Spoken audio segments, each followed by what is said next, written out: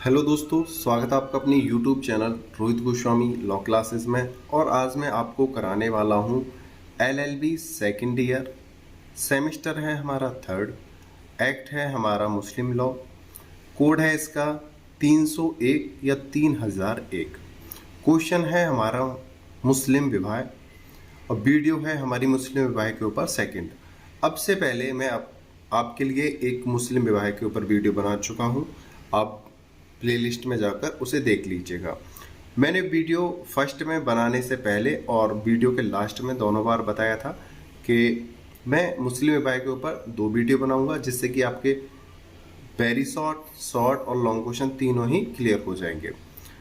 ज़्यादा बात ना करते हुए चलते हैं अपनी वीडियो पर और समझाता हूँ, एक्सप्लेन करता हूँ। और चलने से पहले आपसे बस छोटी सी रिक्वेस्ट, अगर आपने अभी तक हमारे चैनल को सब्सक्राइब नहीं किया है तो प्लीज़ सब्सक्राइब कर लो और लाइक करो और कमेंट करके बताइए कि आपको वीडियो कैसी लग रही है और आपकी तैयारी कैसी हो पा रही है। ठीक है, चलो आगे समझाते हैं। जब आप वीडियो 1 देखोगे, वीडियो 1 में आपको यहाँ पे ये जो दिखाई दे रहा है, मैं वहाँ पे इस सब को एक्सप्लेन कर चुका हूँ। यहाँ पे हम एक पॉइंट देखते हैं, विवाह निषेध का अभाव। जो विवाह निषेध का जो अभाव होता है वो 2 प्रकार का होता है। ठीक है, उसको मैं बताता हूँ। विवाह निषेध, विवाह निषेध एक तो होता है हमारा पूर्व निषेध, ठीक है, और सेकंड होता है हमारा सापेक्ष निषेध।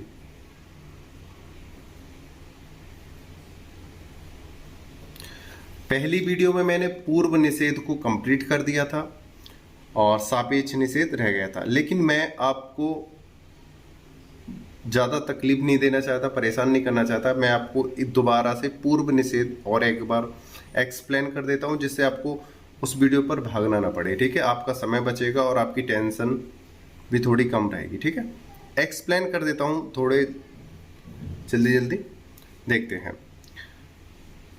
पूर्व निषेध, ठीक है, वे बाधाएं जो विवाह को निष्प्रभावी बना देती हैं। कुछ ऐसे निषेध होते हैं, कुछ ऐसे कारण होते हैं, कुछ ऐसी बाधाएं होती हैं जो विवाह को निष्प्रभावी बना देती है। जिसमें पूर्व निषेध यानी शादी से पहले, यानी बहुपतित्व। मुस्लिम विधि में कोई भी पत्नी अपने पति के साथ रहते हुए या अलग रहने पर तलाक ना हुआ हो। अगर कोई पत्नी शादीशुदा है और वो तलाक दिए बिना अपने पति से अलग रहती है, जब तक उसका तलाक नहीं हो जाता वो दूसरी शादी नहीं कर सकती है। अगर वो शादी कर लेती है तो वो बहुपतित्व आएगा और वो निष्प्रभावी होगा, वो पूर्ण रूप से क्या होगा, अमान्य और अवैध होगा। मुस्लिम विधि में कोई भी पत्नी अपने पति के साथ रहते हुए या अलग रहने पर तलाक ना हुआ हो, वह स्त्री विवाह नहीं कर सकती है, क्योंकि स्त्री बहुपतित्व मुस्लिम विधि में अमान्य है। कोई भी पत्नी 2 पति नहीं रख सकती है। अगर तलाक हो जाता है तो उसके बाद वो शादी कर सकती है, तलाक से पहले चाहे वो अपने पति के साथ हो या उससे अलग हो, शादी नहीं कर सकती है। तो यहाँ पर एक बहुपतित्व हो गया। आगे देखते हैं, रक्त संबंध। मुस्लिम विधि में पुरुष निम्न रक्त के रिश्तों में शादी नहीं कर सकता है। देखिए, हिंदू विधि की तरह मुस्लिम विधि में भी कुछ ऐसे नियम हैं जिसमें शादी नहीं हो सकती, जैसे दादी, नानी, माँ, बहन, पुत्री, इनसे शादी नहीं हो सकती है। कुछ पॉइंट और भी हैं जिनमें शादी नहीं हो सकती है, उनको भी एक्सप्लेन करते हैं। दादी व नानी के समान संबंध, जैसे दादी की बहन, नानी की बहन, उनसे शादी नहीं हो सकती है। पुत्री, जैसे किसी की पुत्री है और किसी का पुत्री व पुत्र की लड़की, अपने ही पुत्री और पुत्र के बच्चों से शादी नहीं हो सकती है। माँ या माँ समान सह संबंधी, यानी माँ और माँ की बहन से, उनसे शादी नहीं हो सकती है। पिता, पिता की बहन, उनसे भी शादी नहीं हो सकती है। ठीक है, पुत्र या वंशज की पत्नी, कोई पुत्र है और उसकी पत्नी है, उससे भी शादी नहीं हो सकती है। दुग्ध संबंध, जैसे एक ही माँ के लड़के और लड़की आपस में शादी नहीं कर सकते हैं। एक पेट से जन्मे, एक गर्भ से जन्मे, एक कोख से जन्मे हुए बच्चे आपस में शादी नहीं कर सकते हैं। ये था हमारा पूर्व निषेध। सही है। पूर्व निषेध में कितने पॉइंट थे हमारे? 3 पॉइंट हैं।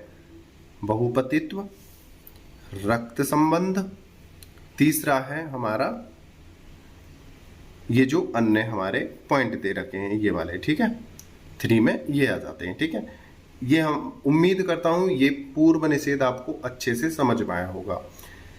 अब देखो पूर्व निषेध हमने यहाँ पे कंप्लीट कर लिया है। सही है। अब हम चलते हैं सापेक्ष निषेध की तरफ। ठीक है,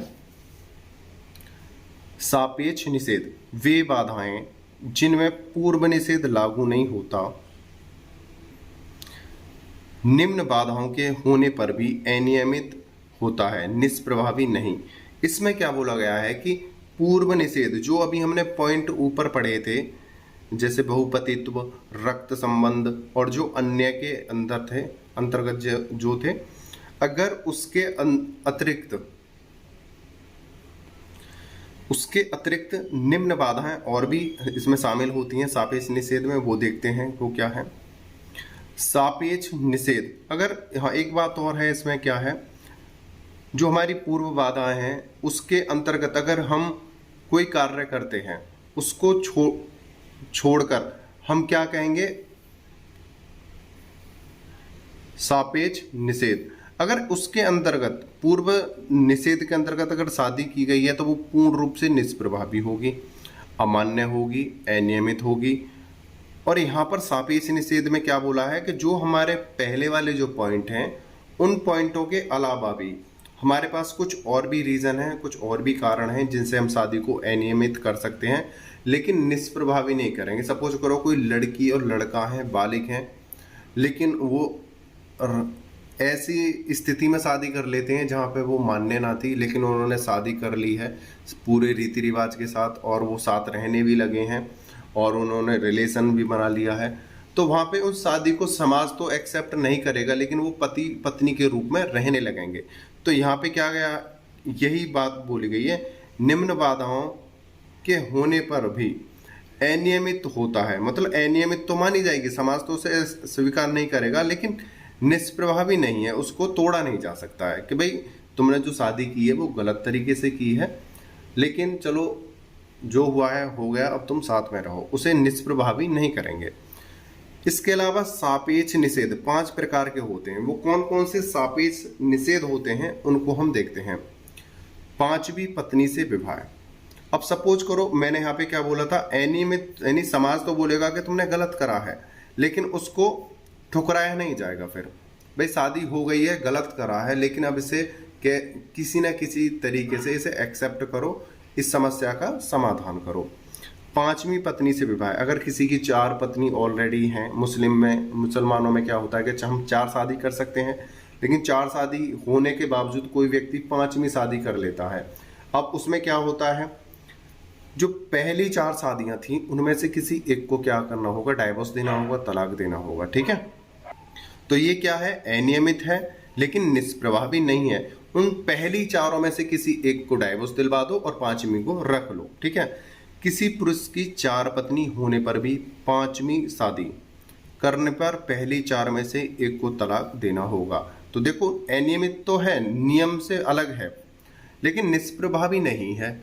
ये नहीं है कि भाई अब इसकी शादी हो गई है तो इसे छोड़ दो, नहीं, उसका कोई ना कोई समाधान निकाला जाएगा। तो पहली 4 में से किसी एक को छोड़ दो, तो अब 5वीं पत्नी को रखकर आपके पास 4 पत्नियां हो जाएंगी, आप उसे रख सकते हो। ठीक है, तो एक पॉइंट हमारा ये हो गया सापेक्ष निषेध का, 5वीं पत्नी से विवाह। आगे चलते हैं।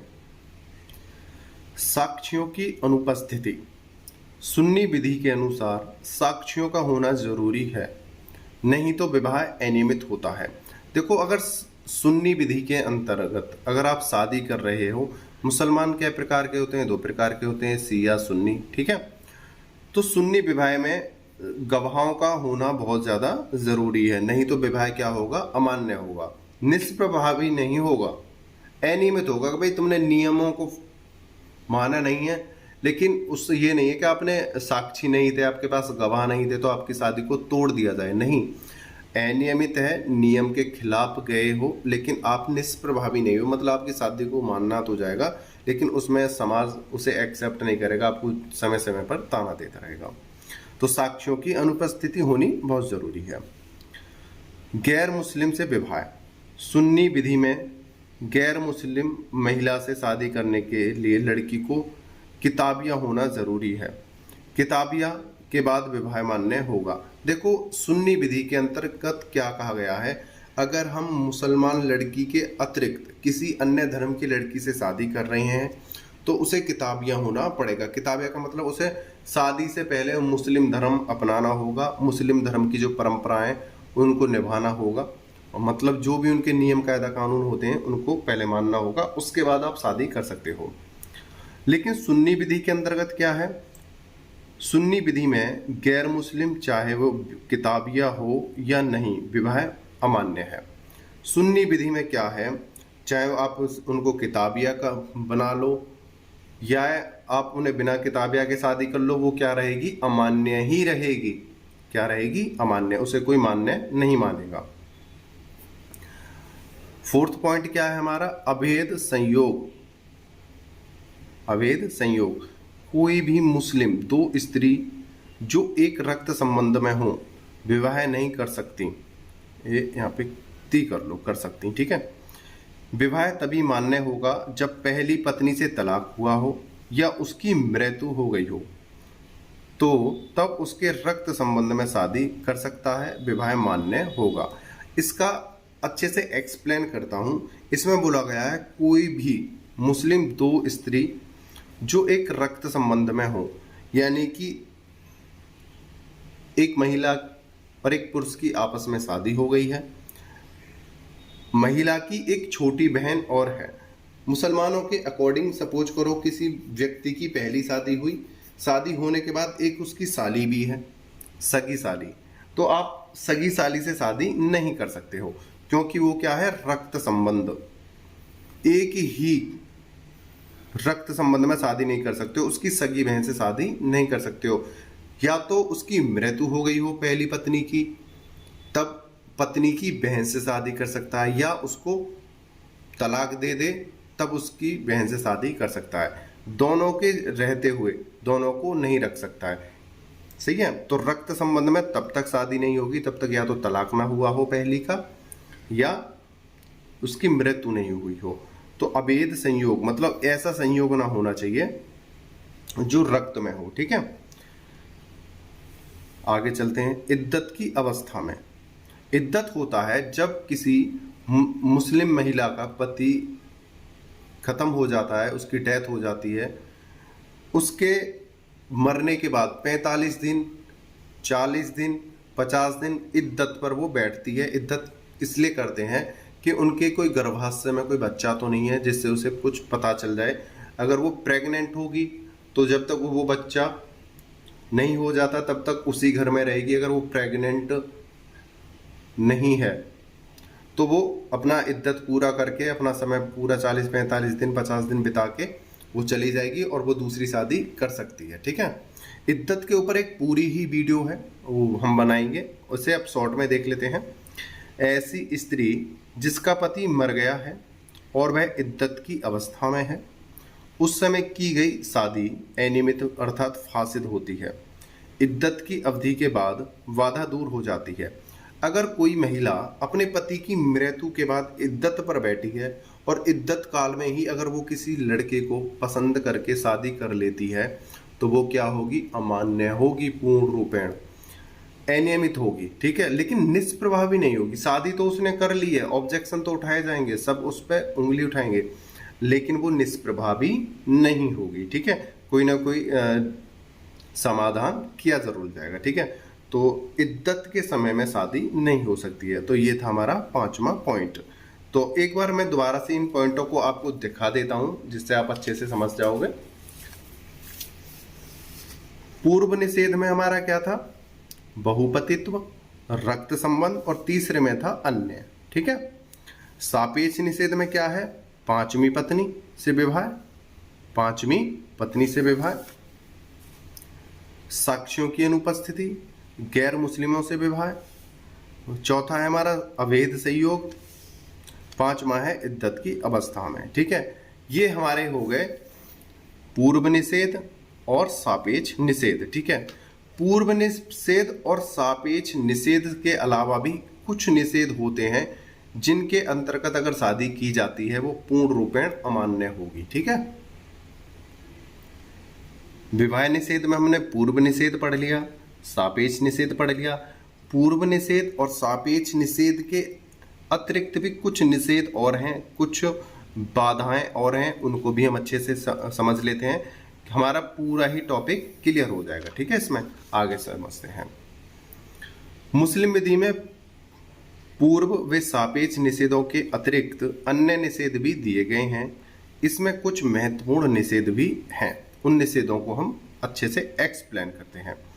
पहला है तीर्थ यात्रा यानी हज। हर मुस्लिम की ख्वाहिश होती है कि वो एक बार हज यात्रा जरूर करे। ठीक है, तीर्थ यात्रा, हज, तीर्थ यात्रा में विवाह। शिया विधि में जो मुस्लिम व्यक्ति हज की तीर्थ यात्रा जा रहा है या जाने के लिए वस्त्र पहन चुका है यानी रेडी हो चुका है, तो ऐसे व्यक्ति के द्वारा किया गया विवाह शून्य होता है। ठीक है, कोई व्यक्ति है हज के लिए जा रहा है, मक्का मदीना जाने के लिए तैयार हो गया है, कपड़े पहन लिए हैं, बिल्कुल रेडी है जाने के लिए, उसी समय उसका रिश्ता हो जाता है या उसे कोई महिला पसंद आ जाती है यानी कोई लड़की पसंद आ जाती है, उससे वो शादी करना चाहता है, तो वहाँ वो शादी क्या रहेगी, अमान्य रहेगी, शून्य मानी जाएगी। वो शादी मान्य ही नहीं होगी कि भाई आप एक नेक कार्य के लिए जा रहे हो, हज के लिए जा रहे हो, यहाँ पर शादी के लिए आप संविदा नहीं कर सकते हो। ठीक है, तो तीर्थ यात्रा यानी हज की यात्रा के दौरान आप शादी नहीं कर सकते हो। ये क्या किसका नियम है, ये शिया विधि में है। मुसलमान दो प्रकार के होते हैं, शिया और सुन्नी, तो शिया विधि में नहीं हो सकती है। ठीक है, लेकिन सुन्नी क्या कहते हैं, सुन्नी विधि में इस प्रकार की कोई रोकथाम नहीं है, हज यात्रा में किया गया विवाह विधि मान्य होगा। सुन्नी कहते हैं कि अगर आप हज की यात्रा के लिए जा रहे हो और आपने कपड़े पहन लिए हैं, आप बिल्कुल रेडी हो, और या हज की यात्रा के दौरान आप अगर किसी से शादी कर लेते हो वो मान्य होगी, आप उसके साथ रह सकते हो। ठीक है, दूसरा यहाँ पे बहुपतित्व। शिया व सुन्नी विधि में पुरुष तो 4 विवाह कर सकते हैं, लेकिन स्त्री अपने पहले पति होते दूसरी शादी नहीं कर सकती, नहीं तो शादी शून्य होगी। इससे पहले भी हम एक्सप्लेन कर चुके हैं, इस चीज़ को दोबारा से एक्सप्लेन हो गया है। अगर कोई पत्नी अपने पति के रहते हुए, उसका पति जिंदा है और तलाक नहीं हुआ है, अगर वो किसी दूसरे मर्द से शादी करती है तो वो क्या होगा, शून्य होगा। ठीक है, तलाक शुदा से पुनः विवाह। सपोज करो पति पत्नी है, दोनों का आपस में झगड़ा हुआ है, उनके डाइवोर्स हो गए हैं आपस में, लेकिन कुछ दिनों के बाद वो आपस में फिर से शादी करना चाहते हैं, उनको रियलाइज हुआ है कि हमसे गलती हो गई, हम दोबारा से अपना जीवन स्टार्ट करना चाहते हैं, तो वो आपस में दोबारा शादी नहीं कर सकते हैं। वो क्या होगी, शादी शून्य होगी। उसके लिए कुछ नियम होते हैं, कुछ कायदा कानून होते हैं, पहले उनसे क्रॉस होना पड़ता है, तब उन शादी को मान्य माना जाएगा, नहीं तो दोबारा से पुनः शादी करना क्या होगा, अवैध होगा। ठीक है, इसमें पति पत्नी का तलाक हो जाने के बाद पुनः विवाह अवैध व प्रतिबंधित है, लेकिन पुनः विवाह के लिए एक विशिष्ट व दुरूह प्रक्रिया निर्धारित की गई है। इस विधि का सही से पालन न होने पर पुनः विवाह अनियमित और फासिद होगी। इसको एक्सप्लेन मैं करना नहीं चाहता हूँ। ठीक है, हालांकि मैं इसे एक्सप्लेन कर सकता हूँ, लेकिन हमें सिर्फ इतनी ही नॉलेज होनी चाहिए, वो सही चीज़ नहीं है कि अगर कोई पति पत्नी एक बार अलग हो जाते हैं तो दोबारा अगर अपने जीवन को दोबारा से स्टार्ट करना चाहते हैं, दोबारा से शादी करना चाहते हैं, तो उसके लिए कुछ नियम होते हैं, उन नियमों को पालन करने के बाद ही वो साथ में रह सकते हैं, अन्यथा साथ में नहीं रह सकते। ठीक है, समानता का नियम। हनफी और सफ़ी ये एक मुसलमानों के ही अंग हैं। ठीक है, हनफी और सफ़ी में बेमेल लोगों का विवाह निषेध है। शादी के लिए सामाजिक, आर्थिक, पारिवारिक व चारित्रिक गुण समान हो वरना विवाह बेमेल होगा। देखो, हनफी और सफ़ी में बोला गया है कि जो शादी होगी सामाजिक हो, आर्थिक रूप से हो, मतलब समाज में अच्छी उनकी इज्जत हो, आर्थिक यानी धन धान्य हो, पारिवारिक हो यानी इज्जत वाले हो, परिवार वाले हो, और चरित्र उस परिवार का अच्छा हो और दोनों के ही गुण आपस में मिल रहे हो, गुण समान हो वरना विवाह बेमेल होगा, वरना विवाह नहीं हो सकता है। अगर ये चारों पांचों गुण अगर नहीं मिलते हैं तो आपस में शादी नहीं हो सकती। यह बेमेल केवल सामाजिक है, विधि निषेध नहीं। ये क्या है? सामाजिक, ये बेमेल सामाजिक है, ये बेमेल केवल सामाजिक है, विधि निषेध नहीं है। लेकिन सिया विधि में, कहाँ? सिया विधि में, सिया विधि में ऐसा कोई नियम नहीं, इसमें केवल मुसलमान होना काफ़ी है। सिया जो कहते हैं वो ये कहते हैं कि अगर आप मुसलमान हो तो वहाँ पर आपका सामाजिक, आर्थिक, पारिवारिक या चारित्रिक नहीं देखा जाएगा। अगर आप सिर्फ मुसलमान हो तो आपसे शादी हो जाएगी। सामाजिक यानी कास्ट वाइज जो होती है कि आप ऊंची कास्ट के हो, आप नीची कास्ट के हो, ये जो होता है आप गरीब हो, अमीर हो, आपका परिवार छोटा है, बड़ा है, आपका चरित्र ऐसा है। बस सिया विधि में क्या हो, आप मुसलमान होने चाहिए और शादी हो जाएगी। उम्मीद करता हूँ मैंने बहुत ही आराम से धीरे धीरे आपको एक्सप्लेन करने की कोशिश की है। ये विवाह निषेध आपको अच्छे से समझ में आया होगा, पूर्व निषेध और सापेक्ष निषेध, और इसके अतिरिक्त जो पूर्व निषेध और सापेक्ष निषेध के अतिरिक्त जो हमारे शादी के जो शून्य जो अमान्य थे नियम, वो आपको समझ में आए होंगे। और यहीं पे मैं अपनी वीडियो को विराम करता हूं। और इसमें मुस्लिम विवाह में अभी थोड़ा सा और है, इस वीडियो में अगर मैं कंप्लीट कराऊंगा तो बहुत ज़्यादा वीडियो लेंथी हो जाएगी और आपके भी समझ में कुछ नहीं आने वाला है। तो मैं वीडियो को यहीं पे विराम करता हूं। आपने वीडियो को अंत तक देखा, उसके लिए धन्यवाद। टेक केयर, बाय बाय, जय हिंद, जय भारत।